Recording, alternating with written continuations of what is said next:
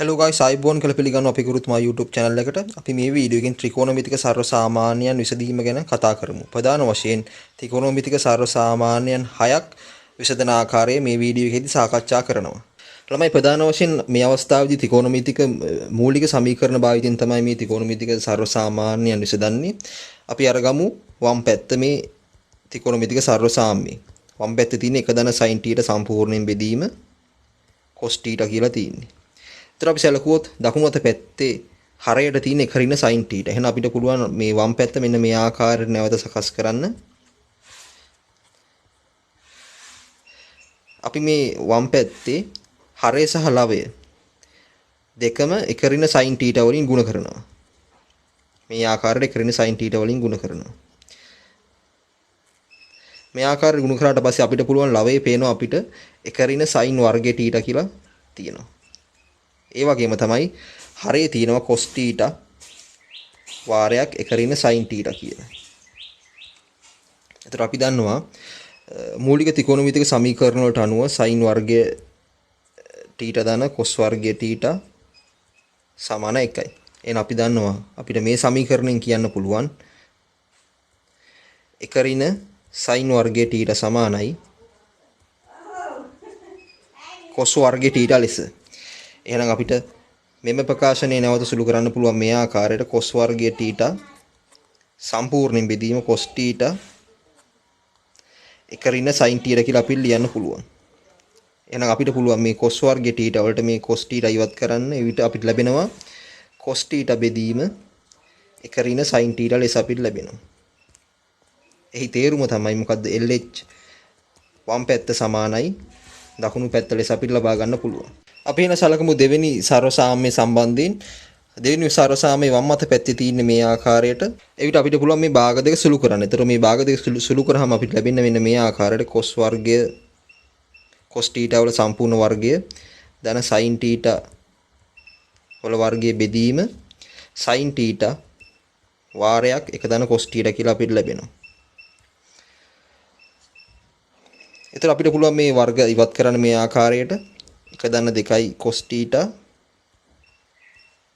ධන cos වර්ගය θ ධන sin වර්ගය θ සම්පූර්ණයෙන් බෙදීම sin θ වාරයක් එක ධන cos θ කියලා අපිට ලබා ගන්න පුළුවන්. ඒතර ඒ වගේම අපිට පුළුවන් ලවය තව දුරටත් සුළු කරන්න. අපි දන්නවා මූලික ත්‍රිකෝණමිතික සමීකරණ වලට අනුව sin වර්ගය θ ධන cos වර්ගය θ සමාන 1යි කියලා අපි දන්නවා.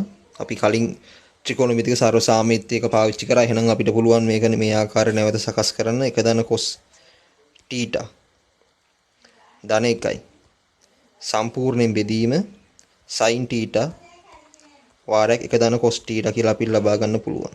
එතකොට මේ අපිට ලවයේ පුළුවන් තවදුරටත් මේ ආකාරයට සුළු කරන්න දෙක වරහන් එක ධන cos θ කියලා අපිට ලබා ගන්න පුළුවන්. එහෙනම් අපිට පුළුවන් sin θ එක ධන cos θ තමයි හරයට ලැබෙන. එහෙනම් අපිට පුළුවන් මේ හරය සහ ලවයේ දෙකේම පොදු වශයෙන් පවතින එක ධන cos θ මේ ආකාරයට ඉවත් කරන්න. එහෙනම් අපිට මේක තවදුරටත් සුළු කරනවා. අපි දන්නවා එකයට sin θ කියන්නේ cosec θ.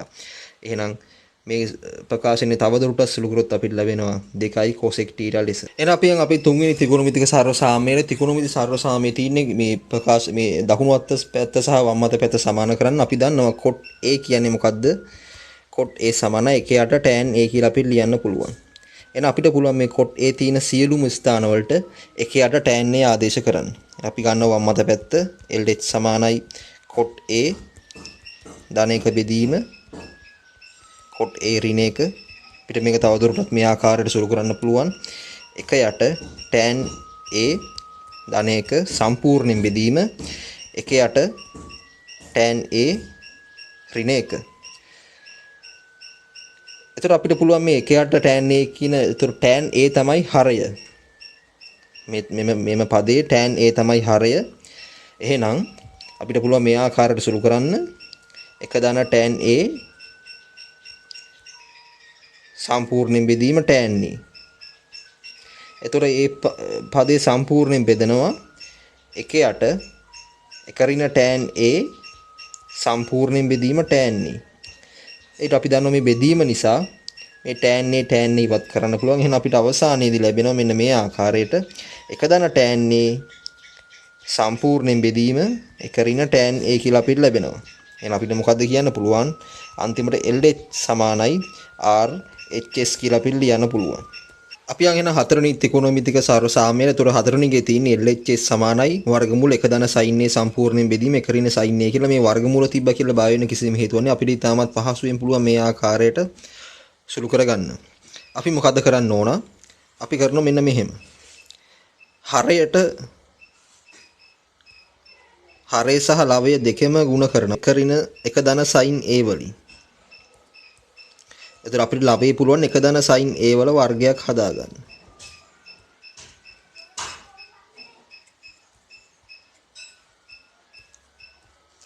එවිට අපිට මේක තවදුරටත් සුළු කරොත් මෙන්න මේ ආකාරයට තමයි ලැබෙන්නේ. එක දන sin A වල සම්පූර්ණ වර්ගය බෙදීම එක ඍණ sin වර්ගයේ A කියලා අපිට ලැබෙනවා.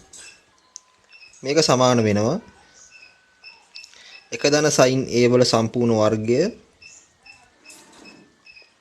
බෙදීම අපි දන්නවා එක ඍණ sin වර්ගය කියන්නේ cos වර්ගය කියලා අපි දන්නවා.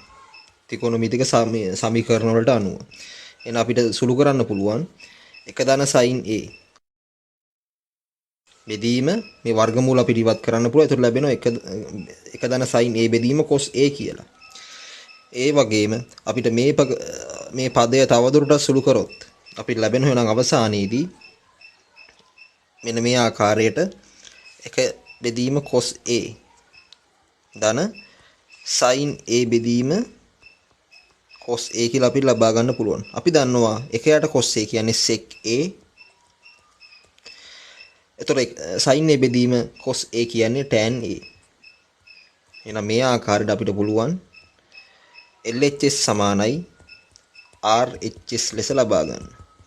අපි යන් පස්වෙනි ත්‍රිකෝණමිතික සර්වසාමයේ ත්‍රිකෝණමිතික සර්වසාමයේ තියෙන්නේ මේ sin ඝනය θ ඍණ cos ඝනය θ සම්පූර්ණයෙන් බෙදීම sin θ ඍණ cos θ ඒ ප්‍රකාශනයේ සමානයි දෙකක් කියලා පෙන්වන්න තමයි තියෙන්නේ. ඒතර අපි සලකමු මෙන්න මේ ආකාරයට අපි දන්නවා sin ඝනය θ ඍණ cos ඝනය θ සමාන වෙනවා sin θ ඍණ cos θ වරහන් මේ අපි sin ඝනය θ ඍණ cos ඝනය θ ප්‍රසාරණය කරොත් අපිට මේ ආකාරයට ළමයි ලැබෙන්නේ sin වර්ගය θ ධන sin θ cos θ ධන cos වර්ගය θ ලෙස අපිට ලැබෙනවා. ඒතර ඒ වගේම අපිට ලියන්න පුළුවන් cos ඝනය θ ධන sin ඝනය θ සමානයි sin θ ධන cos θ සම්පූර්ණ වරහන් cos වර්ගය θ ඍණ sin θ cos θ ධන sin වර්ගයේ θ ලෙස අපි ලබා ගන්න පුළුවන්. එතකොට අපිට පුළුවන් මේ මෙන්න මේ ප්‍රකාශන දෙක මේ වම් අත පැත්ත සඳහා ආදේශ කරාම අපිට ලැබෙනවා මෙන්න මේ ආකාරයට අපිට ඒ ආකාරයට ආදේශ කරාම මේ cos ඝනය θ ධන sin ඝනය θ සහ sin ඝනය ඍණ cos ඝනය θ මේ ආකාරයට මේ ප්‍රකාශනයට ආදේශ කරාම අපිට ලැබෙන මෙන්න මේ විදිහට ප්‍රකාශනය. එතකොට මේ ප්‍රකාශනයේ සමානව අපිට ඉවත් කරන්න පුළුවන් sin θ ඍණ cos θ ඉවත් කරන්න පුළුවන්. ඒ වගේම cos θ ධන sin θ ඉවත් කරන්න පුළුවන්. එතකොට අවසාන වශයෙන් ඉතිරි වෙන්නේ sin වර්ගයේ θ ධන cos වර්ගයේ θ. එතකොට ඒ ආකාරي පද දෙකක් ඉතිරි වෙනවා. මොකද මේ මෙතනනුත් මෙම cos වර්ගය සහ sin වර්ගයේ θ ලැබෙන නිසා. ඒ වගේම අපිට ඉවත් කරන්න පුළුවන් මේ sin θ සහ cos θ ගුණිතය ධන සහ ඍණ අවස්ථා දෙකෙන් අපිට ඉවත් කරන්න පුළුවන්. එම නිසා අපි දන්නවා ඒතර ත්‍රිකෝණමිතික සමීකරණ වලට අනුව sin θ වර්ගයේ ධන cos θ වර්ගයේ සමාන 1යි. එහෙනම් අපිට අවසාන වශයෙන් ලැබෙන උත්තරේ 2. අපි අවසාන වශයෙන් බලමු මේ ත්‍රිකෝණමිතික සර්වසාමය සම්බන්ධයෙන්. ඒතර මේ ත්‍රිකෝණමිතික සර්වසාමය සැලකුවොත් යම් සුළු කිරීමක් අපිට තියෙනවා. අපි ගමු මුලින්ම වම් අත පැත්ත. වම් අත පැත්තේ මේ තියෙන භාග දෙක අපිට මේ ආකාරයට සුළු කරන්න පුළුවන්. හරය සහ ලවය පොදු වශයෙන් අරගෙන. ඒතර මේ ආකාරයට සුළු කරාම අපිට ලැබෙනවා ළමයි මෙන්න මෙහෙම ප්‍රකාශනයක් එක දන cot x වාරයක් එක ඍණ tan x සම්පූර්ණයෙන් බෙදීම එක ඍණ tan x ගුණිතය වාරයක් එක ඍණ cot x. ඊට පස්සේ අපිට පුළුවන් මේ tan x සහ cot x වලට sin x සහ cos x වලින් ප්‍රකාශන ආදේශ කරන්න. ඒතර අපිට ලැබෙනවා එක දන sin x බෙදීම cos x වරහන් එක ඍණ sin cos x බෙදීම sin x වරහන් එක දන cos x sin x වරහන් එක ඍණ sin x බෙදීම cos x.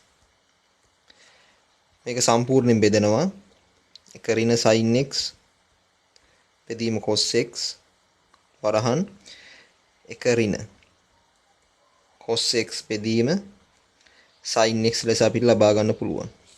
එතකොට තවදුරටත් අපිට පුළුවන් මේ භාග ටික මෙන්න මේ ආකාරයට සුළු කරන්න. cos x ධන sin x සම්පූර්ණයෙන් බෙදීම cos x වාරයක් sin x ඍණ cos x බෙදීම sin x ධන sin x ධන cos x සම්පූර්ණයෙන් බෙදීම sin x.